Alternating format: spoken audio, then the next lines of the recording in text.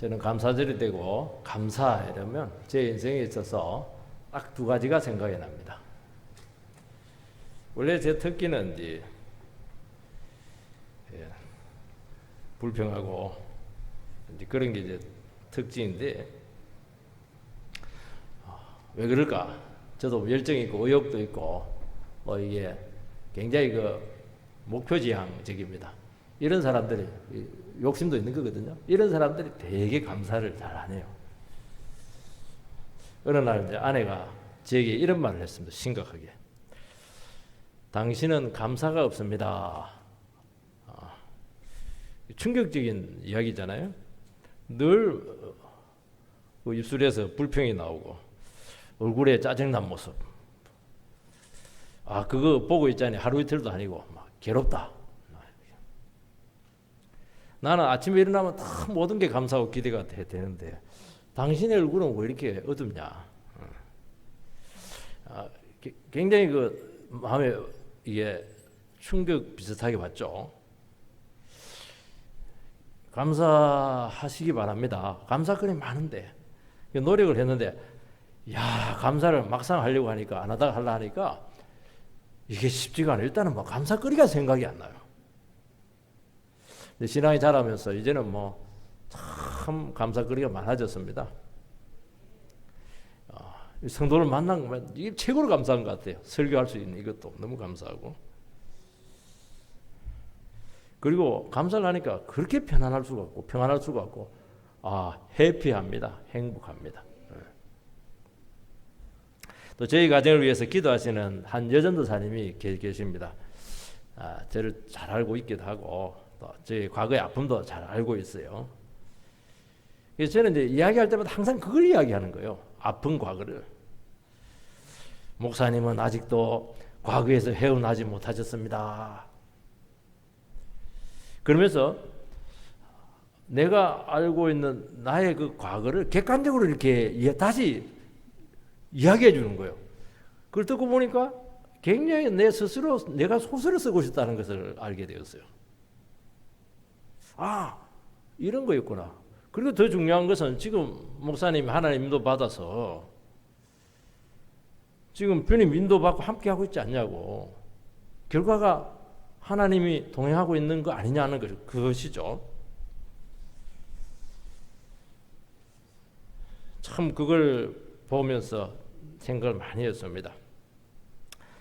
저는 뭐 큰 거 생각하고 나의 미래가 어떻게 될까 이런 교회 부흥은 어떻게 될까 너무 큰 거 생각하다 보니까 하나님이 작게 와서 만져주시고 손길로 주시고 스쳐가게 하시고 사랑과의 눈빛을 통해서 그 사랑을 나누게 하고 이런 작은 감사를 너무 몰랐다는 거예요. 그러니까 설교 때마다 설교하는 게 힘들고 적용은 더 힘들고 풍성하지 않고 그렇게 되었습니다. 성경은 감사하라 그렇게 합니다. 근데 이유가 없어요. 그러니까 이제 이 겉면이 아니고 감사하면 좋을 걸 그게 아니고 명령입니다. 그러니까 무조건 감사를 하라는 거예요. 이유가 없이 감사를 해라는 거예요. 감사할 것 없으면 감사합니다, 감사합니다, 감사합니다 그거라도 하라는 겁니다. 주님께서 이렇게 명령을 하실 때는 그대로 다 되기 때문에 하는 겁니다. 우리는 창조주 창조주를 아버지로 모시고 살아가고 우리를 구원하신 예수를 구속주로 모시고 있습니다. 우리는 날마다 성령의 능력으로 살아가고 있습니다. 성삼위 하나님의 사랑 한가운데 있는 거예요. 제일 미련한 사람이 부모 사랑 한가운데 있는데 불평하는 그 자식은 정말 악한 겁니다. 그거는 어린 것도 아니고 그거는 악한 겁니다. 우리는 양부모님이 아니고 성삼위 하나님 두루마리로 꽉 싸서 그냥 우리를 그냥 사랑을 퍼붓고 있는데 그 사랑 안에 집어넣어버렸는데 아예 거기서 불평하고 원망하고 이거는 나는 뭐냐는 거예요. 그러면 나는 내가 준 거는 뭐냐는 거예요 지금. 인간은 원래 죄인이고, 죄인이 뭐 미래가 어디 있겠습니까? 늘 불행이죠. 뭐 아픔이죠. 뭐 쓰라린 기억이 참 많이 있습니다. 우리나라 막 여성들은 막 한이 많아요. 그러니까 이 안 좋은 기억들이 자꾸 원망이 되는 거예요. 그래서 감사를 하려고 하면은 이것은 내 기분에, 내 본성에 절대로 맡기면 안 되고, 이거는 의지적으로 노력하고 훈련하고 연습해야 된다는 거예요.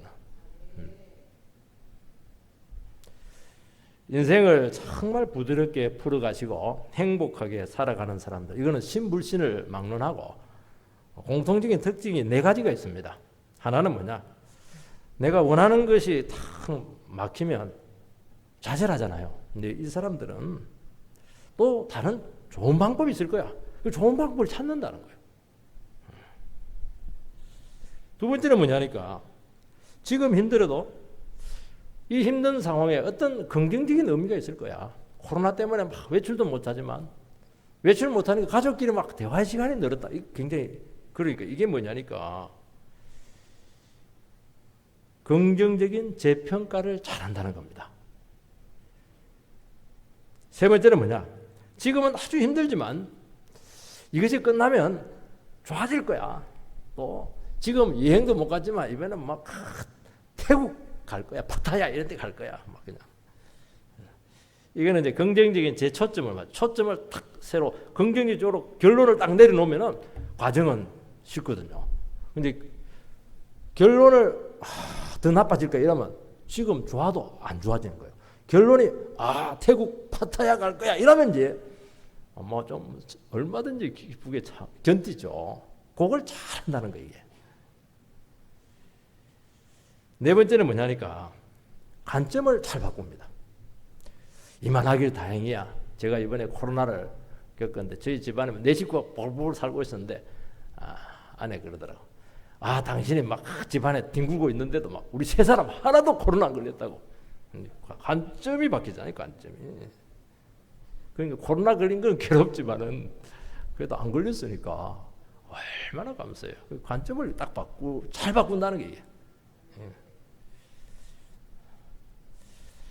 이것은 훈련으로 체질화되었다. 그런데 조사를 하니까 본성적인 것도 있지만은 이게 의지적으로 굉장히 이걸 훈련을 잘했다는 거예요. 부모로부터 교육을 받았든지 이렇게 해가지고 보고 배우기도 하고 그렇게 했다는 거예요. 여러분, 감사와 불평은 인생의 태도에서 나오는 겁니다. 왜 그러냐니까, 똑같은 상황인데도 불구하고 어떤 사람은 감사로 나가요. 어떤 사람은 불평합니다. 이건 태도의 문제고 방향의 문제예요. 이 사람은 감사하는 사람은 지옥에 가서도 감사합니다. 말은 안 되는데, 불평하는 사람들은 천국에 가서도 불평해요. 천국 굉장히 시끄럽죠. 그래서 이것은 인생에 있어서 우리는 어떤 상황에서 이걸 어떻게 반응할 것인가 하는 건 선택의 문제라는 거예요. 내가 감사로 선택을 할 것인가, 내가 불평으로 선택을 할 것인가. 선택의 문제. 상황은 똑같아요. 우리의 상황이 얼마나 변수가 많고 변화가 심합니까? 근데 감사하는 사람은 항상 감사한다는 거예요. 불평하는 사람은 항상 불평한다는 거예요. 감사하는 체 하면서 불평해버려요. 그거는 감사하지만 이것 때문에 이러면서 불평해버려요. 그래서 이것이 우리의 인생을 결정을 한다는 것입니다. 성도님들은 아마 더 강력한 무기가 있습니다. 무슨 무기냐?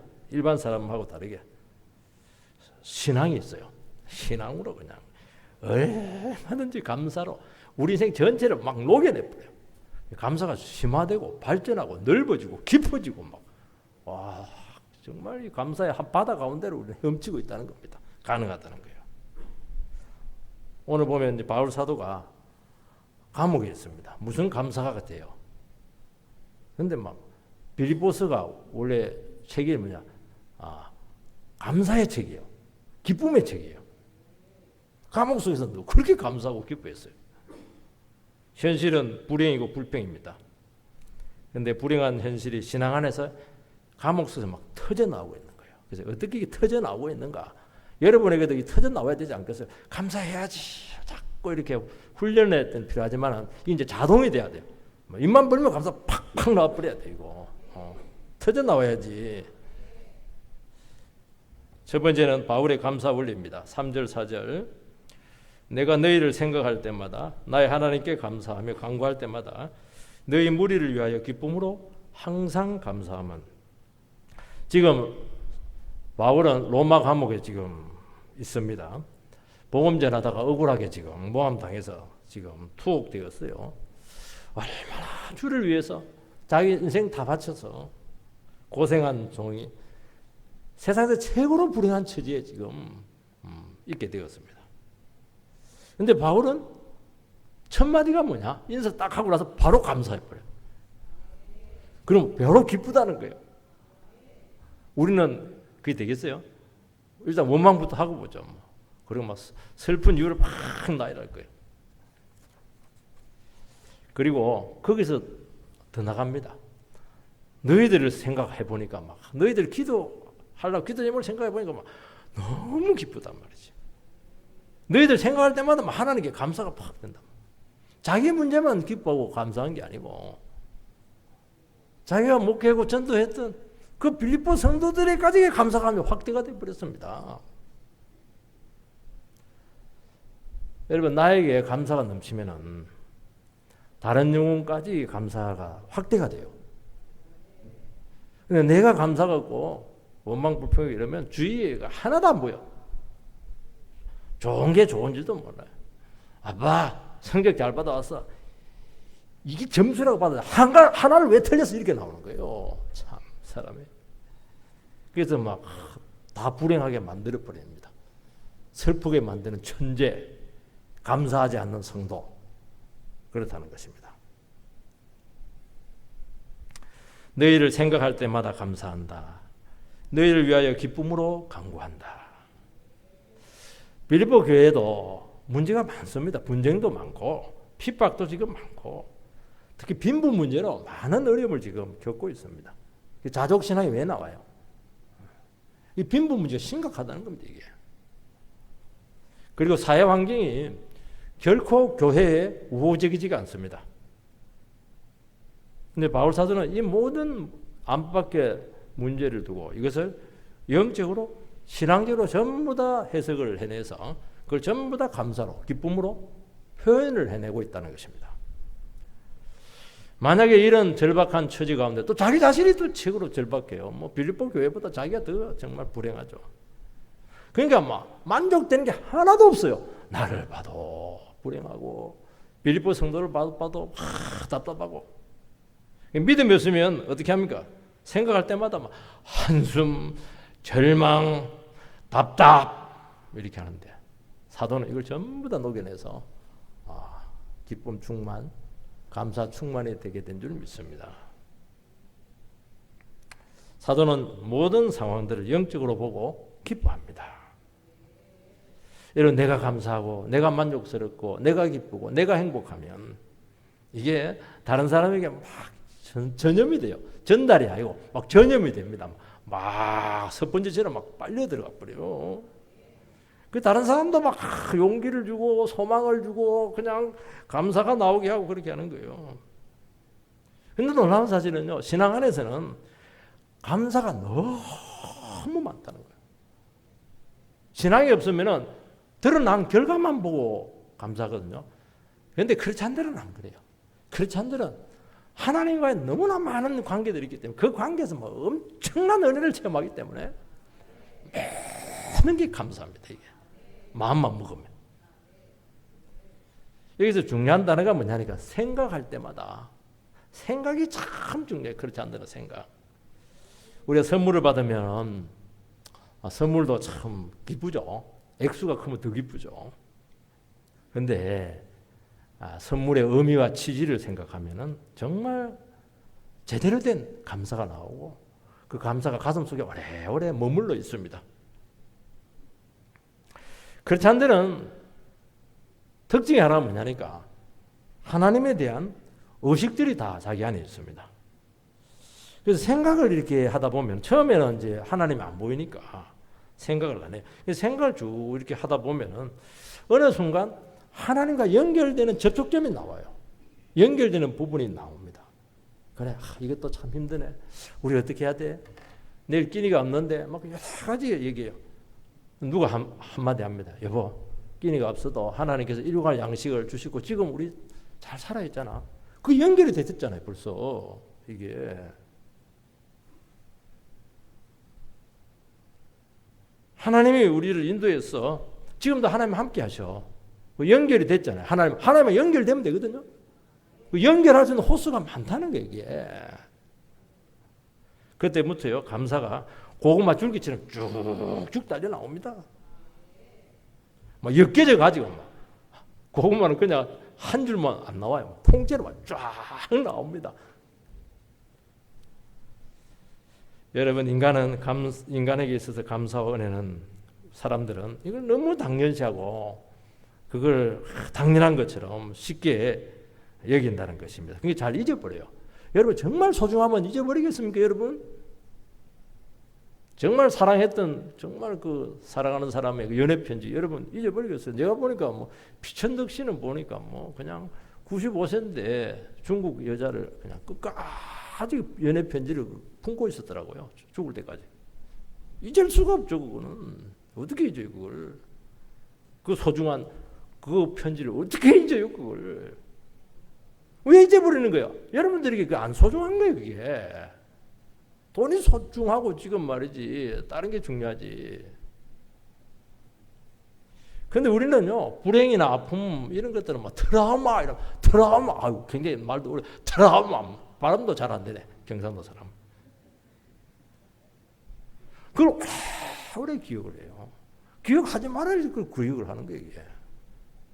왜 기억해요? 그것이 내 인생에 너무 중요했다는 게 그게. 그 불행 때문에 내 인생이 어긋났다는 거 아니겠습니까? 그게 자기 자책하죠. 그때 내가 좀 잘했어야 되는데. 그리고 자기 연민에 막 빠지고 막 헤어나오지 못하고. 그리고 길 가다가 갑자기 막 그 생각나 막 속이 복받쳤고 원망이 막 하기 시작하면 막 한도 끝도 없는 거예요. 그래서 원망의 바다에서 빠져가지고 막 죽을래 이러면서 팍 그냥 빠져 들어가는 것입니다. 그러면서 나는 영원히 불행할 거야. 팔자야. 이러면서 불행을 영속화시키는 거예요. 그게 될 리가 있겠어요. 병밖에 없죠, 그거는. 여러분, 우리는 어느 것과 비교할 수 없는 하나님이라고 하는 절대 변수를 가지고 있어요. 하나님하고 딱 엮이기만 하면은 바로 바뀝니다. 인생이 거기서 바로 바뀌는 거예요, 이게. 아니, 좋은 장치를 왜 안 쓰시고 그렇게 하세요? 그거. 사도는 그들에 대한 감사가 너무 많았어요. 너희들 참 복음 들을 때 눈이 막 반짝반짝했다. 막 기억 잊을 수가 없어. 옷은 무엇을 입은지 모르겠는데 막 눈은 내 알고 있다는 거예요. 설교 들을 때 너희들 그 눈 그거 얼마나 개척할 때 어려웠냐. 빌립보 감옥에서 막 그냥 힘들고 자주장사 루디아는 막 장사에서 돈도 있고 이랬는데 막 설교 들으면 막 눈이 왕방울만 하더라 이러면서 빌립보 감옥 간수는 막 자살하려고 하다가 막 자살 안 하고 예수 믿고 우리 모두를 자기 집에 초대해서 그냥 대접하고 막 상기도 치료해주고 막 우리는 신앙적인 추억이 너무 많지. 이게 시작이에요. 이거 다 있잖아요, 여러분들. 어렸을 때 같이 눈물로 기도해서 기도했던 거 다 있잖아요. 성령 받았던 거 다 있잖아요. 5절에 보면 첫날부터 복음을 위한 일에 참여한 것. 6절에 보면 주님이 그들 안에서 착한 일을 한 것. 7절에 보면 바울의 고난에 동참한 것.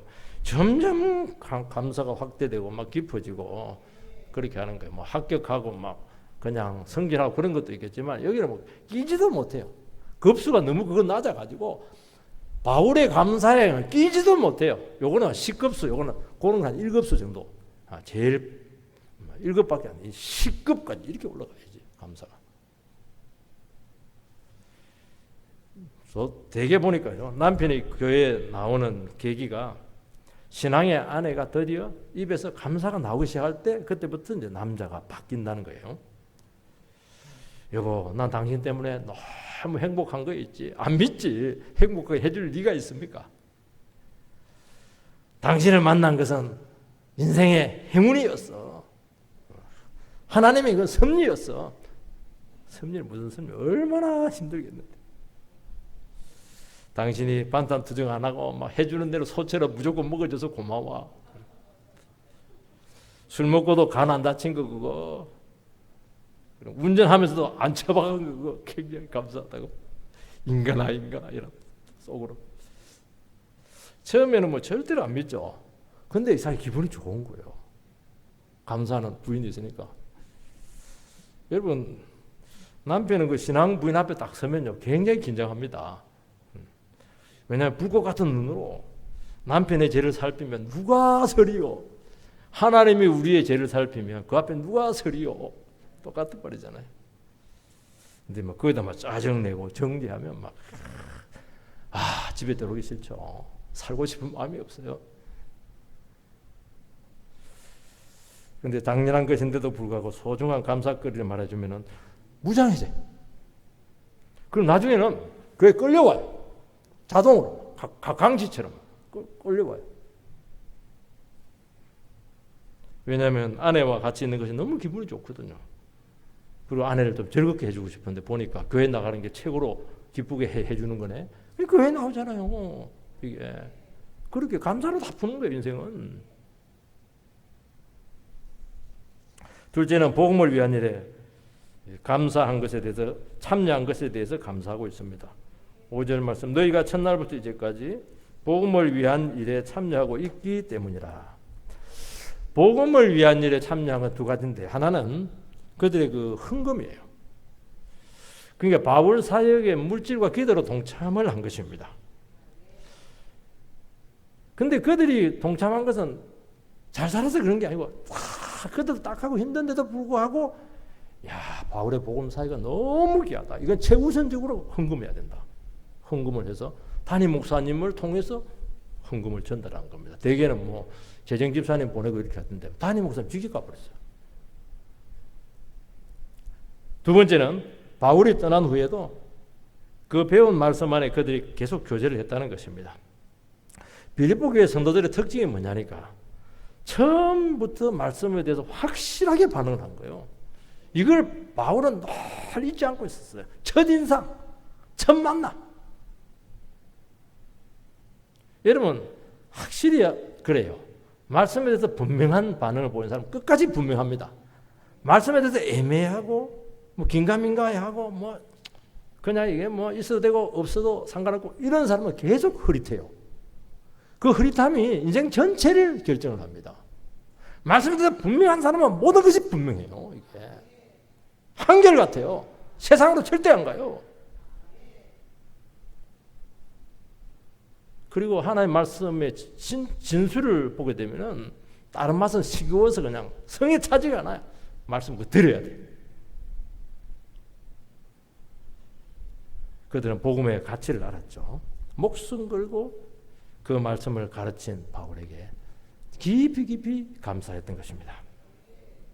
여러분 우리는 하나님의 말씀을 알면은 인생의 모든 문제가 해결되기도 하지만은 특징이 뭐냐? 불만이 없어져요. 말씀을 잘 모르고 그러면 시끄러워져요. 가정이 시끄러워지고 교회가 시끄러워져요. 왜 교회가 시끄러워져요? 뭐 돈이 없어서 시끄러워집니까? 아닙니다. 말씀이 충만하지 못해서요. 그러면 애들 배고프면 징징 짜듯이 성도들이 배고프면 막 징징징징 거려요. 이게 교회가 아무리 작아도요 하나님 말씀 하나 있으면요 그렇게 만족스럽고 풍성해요. 어색하지 않고 자유롭고. 왜냐하면 모든 아름다운 것은 하나님 말씀이 다 만들어내기 때문이죠. 그러니까 모이면 모일수록 기대가 되고 모이면 모일수록 소망이 되고 막 다른 영혼 볼 때마다 그냥 기도가 나오고 뭐 이렇게 돼야죠. 그리고 막 될 것 같아요. 그 믿음이잖아요. 될 것 같아. 자식을 봐도 될 것 같아. 그럼 되는 거예요. 이 교회 될 것 같아. 그럼 되는 거예요. 이게. 말씀은 하나님을 바라보게 하죠. 은혜를 받으니까 내가 먼저 축복을 받게 되고 마음이 자꾸 넓어지게 되고 여유가 생기고 점점 감사거리가 막 넘치게 된다는 것입니다. 6절 보면 너희 안에 착한 일을 시작하시니가 그리스도 예수의 날까지 이루실 줄을 우리가 확신하노라. 그들 속에 하나님 주님께서 착한 일을 시작을 했습니다. 착한 일 많죠. 도덕적으로 선한 거. 감옥에 있는 바울 사역에 동참한 일 얼마나 착한 일입니까? 그리고 그들이 구원받은 거 착하죠. 교회를 세운 거 정말 착한 일 너무 많아요. 감사는 어디에서 오느냐? 하나님께서 귀하고 착한 일을 시작했고 주님이 하셨다 하는 그 고백에서 감사가 나온다는 것입니다. 반대로 내가 열심히 했고 내가 아이템을 정했고 내가 책임을 지고 있고 내가 지금 주도하고 있고 내가 열심히 수고하고 있다. 그러면 감사가 잘 안 나와요. 그냥 늘 부족하고 늘 아쉽고 늘 불만스럽고 안 도와준 사람 정지하고 싶고 그렇게 하는 거예요. 그렇게 해서 결과가 드러났을지라도 이것은 본질적인 축복과 부흥은 아니기 때문에 진정한 만족이 없어요. 여러분 주님께서 우리에게 주시려고 하는 것은 진정한 행복, 진정한 평안, 진정한 만족, 진정한 감사를 주기 위해서 그렇게 한 거거든요. 절대로 가시게 하지 마세요. 기독교에서 제일 안 좋은 게 그냥 그런 채 하는 거예요. 그거. 위선자는 정말 영혼을 썩게 만드는 겁니다. 제일 안 좋은 거예요. 그거. 있는 그대로 표현해야죠. 제 목표는 주님이 하신다는 것입니다. 주님이 교회 세워주시고 귀한 영혼 불러주시고 변화시켜주시고 말씀 주시고 부흥 주신다. 그런다고 해서 아무것도 안 합니까? 이런 귀한 우리 주님 하신다는 말씀 갖고 있으면 어떻게 주님 하신 일만 적극적으로 동참해서 더 주님을 기쁘시게 하고 싶은 마음이 당연히 생기는 것이죠.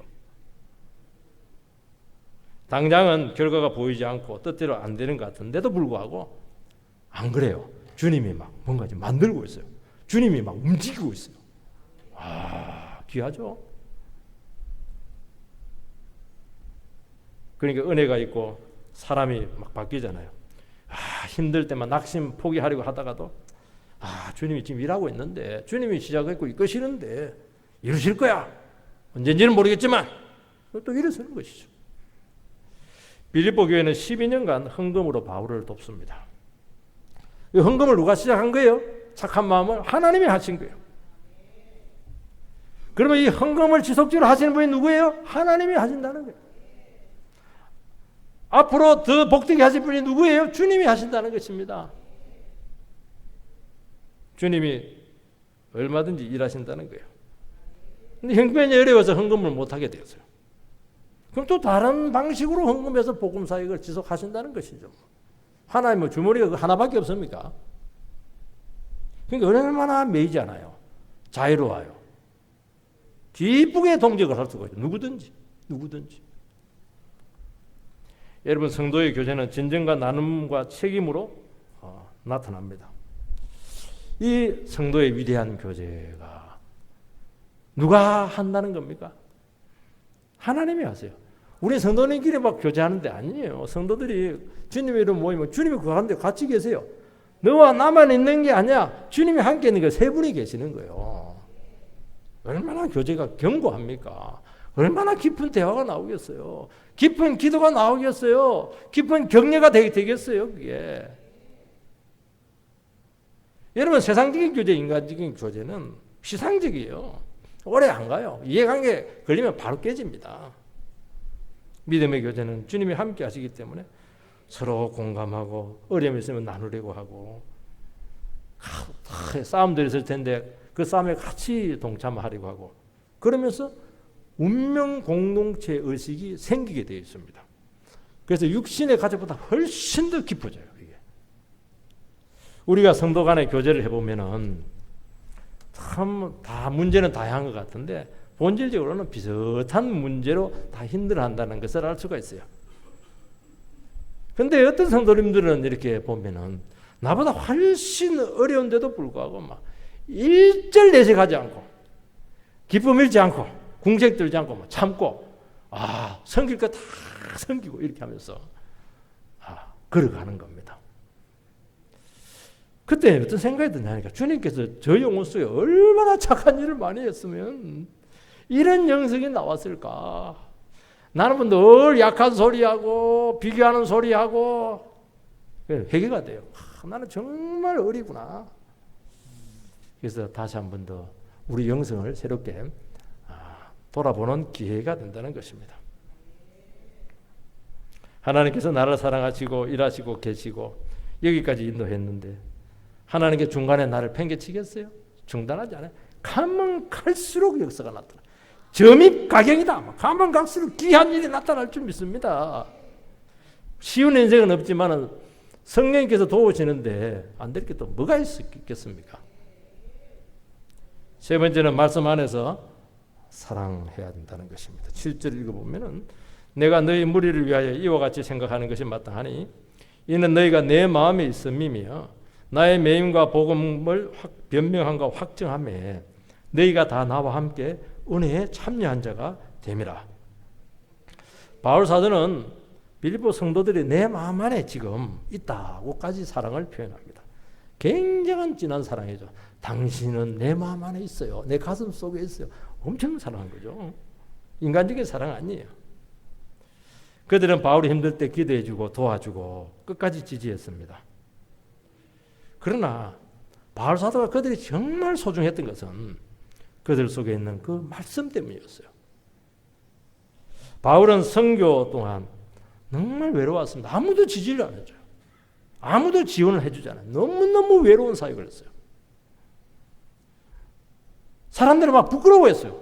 바울 사도에 대해서. 왜냐? 워낙 비판을 많이 하니까. 마음이 있어도 동참을 못해요.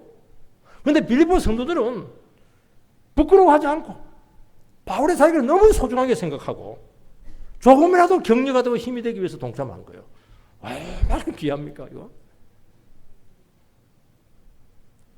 여러분 우리가 주님 마음 안에 있으려고 하면 그 영혼 속에 있는 그 말씀이 있어요.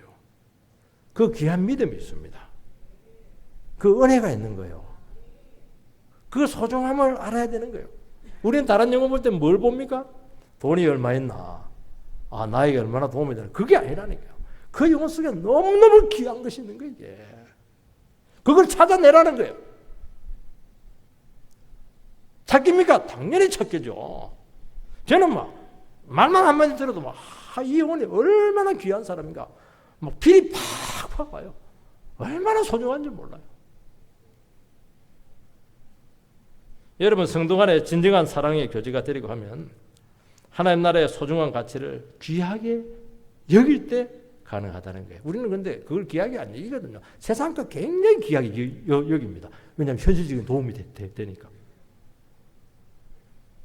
여러분 어려울 때 돕고 힘이 되는 거 귀하지만은 그것도 오래 가지 않습니다.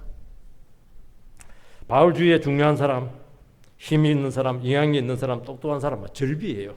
원래 최고 학부 출신 아니겠어요? 그 사람들은 지나가는 사람이다. 그렇게 말하고 있습니다. 근데 고난 중에 말씀 붙들고 같이 알고 현실과 타협하지 않고 믿음의 길 양보하지 않는 너희들이 나에게 너무 소중하다는 거예요. 사회적으로는 전혀 중요하지 않죠. 그런데 바울에게는 이들이 너무 중요하다는 거예요. 너희 속에 있는 그 귀한 것들이 너희를 끝까지 지켜준다는 것을 알기 때문에 바울은 그렇게 안심이 되는 거예요. 그래서 선교 전략을 짤 때도 항상 그들에게 먼저 정보를 줘요. 그걸 기도해 주니까. 얼마나 중요해요.